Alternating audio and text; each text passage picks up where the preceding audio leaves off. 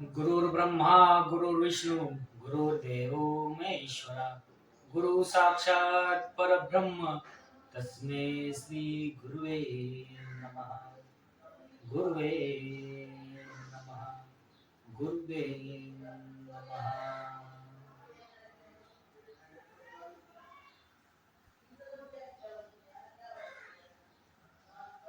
साक्षात शिव परब्रह्म अनंत कोटि ब्रह्मांड नायक वो धुनी वाले दादाजी, वो इस मृत्यु लोक में आए। इनका कारण है श्री गौरी शंकर महाराज। उनका काम नर्मदा मैया को परिक्रमा करना है। वो परिक्रमा करते सभी भक्तों को मोक्ष दिलाने के लिए जो लगता है वो उनसे करवा लेते, भक्ति में लीन रहते और परिक्रमा करते रहते। उन्होंने मां नर्मदा जी को विनती की थी, इस विश्व के जो मालिक है, जिन्होंने इस विश्व को रचाया बनाया, उनका दर्शन मुझे चाहिए। इसी कारण वो भोले, वो परम शिव आए थे।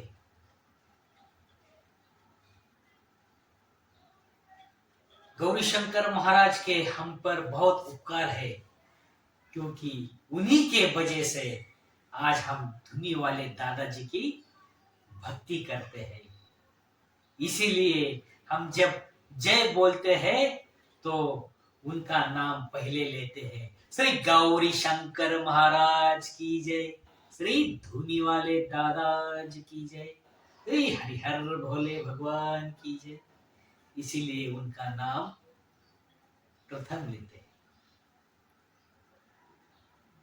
गौरी शंकर महाराज के जमात में ही बालक के रूप में परब्रह्म शिव आए थे और उनके ही जमात में घुल मिल गए, उनके साथ ही रहते थे, सभी की सेवा करते थे बच्चे होकर।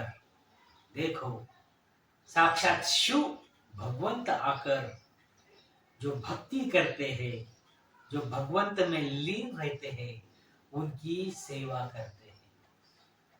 उनका खाना बनाने का काम माधवानंद करते थे।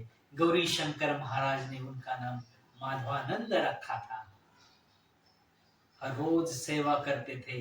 सेवा करने के बाद वो फिर ध्यान में लीन हो जाते। तो सेवा भाव कितना बड़ा, भक्तों की सेवा, उनको खान पान की सेवा। दादा दरबार का नियम है, जो भी दादा दरबार में आता है और जो दादा भक्त के यहाँ आता है, उसको खाना खाए बगैर भक्त को भेजना नहीं चाहिए। जो भी हो उनको देना चाहिए, तो दादाजी खुश हो जाते हैं। इसका एक लीला दादाजी की बताते हैं। मनवेल में श्री धुनी वाले दादाजी को अति प्रिय उनके शिष्य रेवानंद स्वामी रहते थे। तब दिवाली का मौसम था, लड्डू बन रहे थे और लड्डू की महक सभी मनवेल में छा रही थी। तब रेवानंद स्वामी ने भक्तों को कहा, मुझे वो लड्डू लेके आओ। वो भक्त गए और बोले, स्वामी ने लड्डू मंगवाए हैं।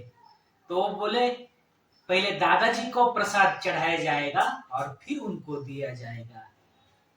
और वो लड्डू लेके वो दादाजी के पास चले गए और दादाजी के सामने लड्डू रखा। सभी ने दादाजी के पास खाने के लिए रखा था।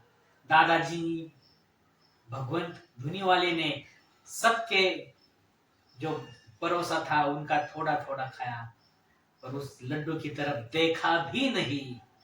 आखिर उसने कहा, दादाजी लड्डू आपके लिए लेके आया हूँ, खाइए। तब दादाजी ने क्रोध में उसकी तरफ देखकर कहा, अरे खाने वाला तो उधर रह गया, इधर क्यों लेके आया।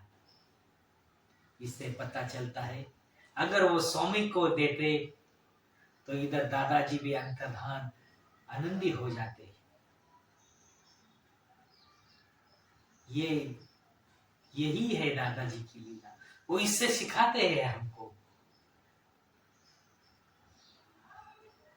क्योंकि दादाजी ने कहा, मैं हरिहर में रहता हूँ, हरिहर मुझ में रहता है, और हम दोनों रेवा में रहते हैं, और हम तीनों में जो भेद करेगा उसे दादा घराने की दीक्षा नहीं दी जाएगी। हम अंबाड़ा जाके, हम मनवेल जाके, हम स्वामी के फोटो के तस्वीर के आगे,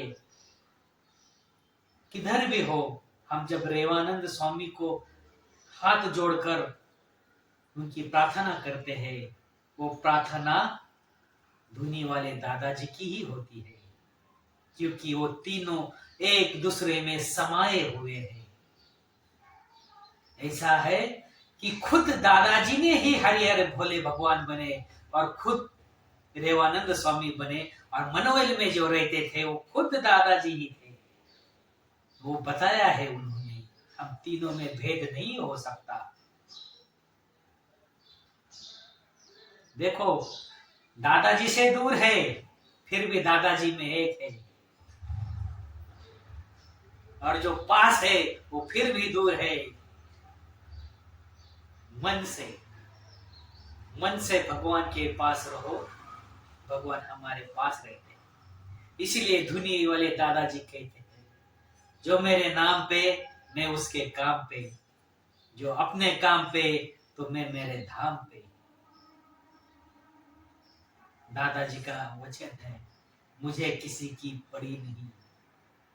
वो कर्मों का खेल में लगा दिया हम सबको।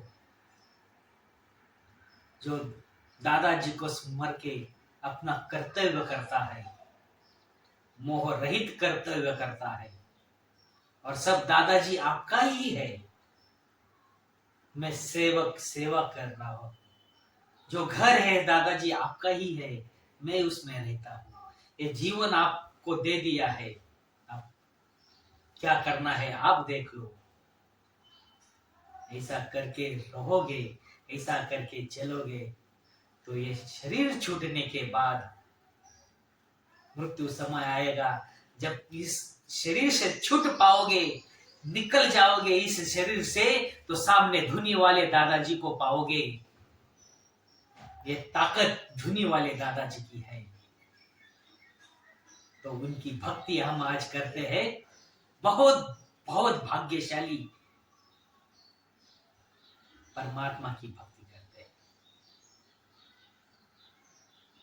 श्री गौरी शंकर महाराज की जय, श्री धुनी वाले दादाजी की जय, श्री हरिहर भोले भगवान की जय, श्री स्वामी रेवानंद महाराज की जय, श्री भक्तानंद बाबा की जय, श्री मातु नर्मदे।